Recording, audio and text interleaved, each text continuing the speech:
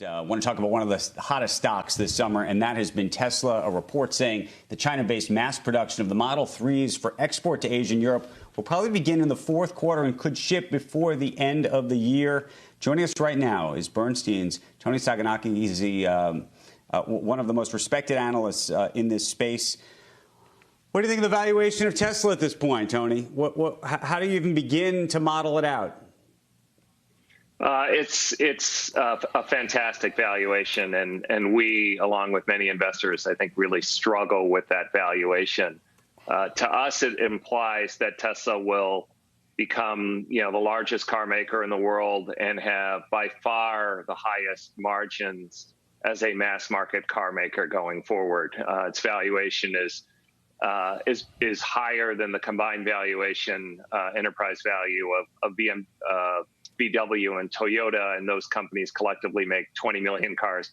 Tesla makes 500,000 cars. So it's an extraordinary valuation. Clearly, investors have a lot of belief that there's option value in Tesla beyond the core car business, but that it'll be a formidable player going forward. And so, Tony, then do you recommend the stock, given what you just said? We do not, actually. We lowered our rating a few weeks ago to underperform. Right. We're pretty big believers in electric vehicle adoption, but we really got to the point where we just struggle to, even in our most aggressive scenarios, justify a price target that was close to Tesla's prevailing price. What becomes it? But here's the thing, and this is true also for Apple, I'd ask. What becomes the tipping point? What becomes to the extent that you think this stock is going to go much lower? What's the trigger? Well, look, anytime stocks have tremendous runs like this, there's increasing expectations, and any shortfall relative to those expectations can have an outsized impact on valuation. And we saw that to some degree earlier this week. When Tesla was not included in the S&P 500 and the stock, declined 21% on Tuesday.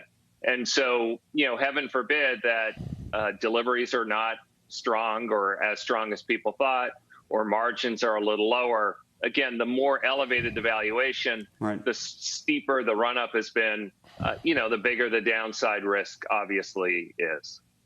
But, Tony, the thing that I can't figure out about Tesla is it seems like so many of the investors, and you mentioned it too, aren't just betting on it as a car company. I mean, we've had Chamath Palihapitiya on this program. He said, look, you have to have a 10-year, if not longer time horizon, and this is not just a bet on cars. It's a bet on so much else.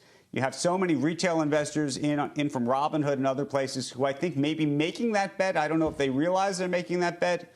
And therefore, and then you have the Ron Barons of the world, by the way, who've come on this program. And by the way, he has been right, or at least he's appeared to be right thus far.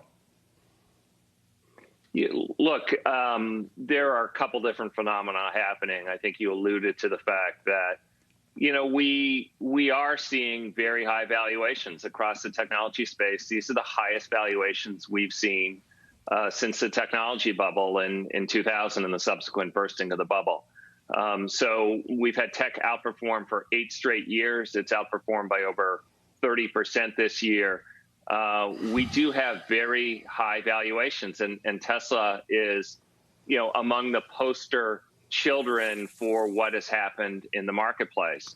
When stocks go up 25% because of a stock split, and you're seeing, several 100,000 retail investors own a stock at one brokerage firm alone, like Robinhood. Those are things that we saw in 1999, right, and those are worrisome things. Now, we will not know the answer to this Tesla right question until 10 years hence from now. But we do know to get to that kind of valuation, right, you need to have right extraordinary levels of profitability in a very large business.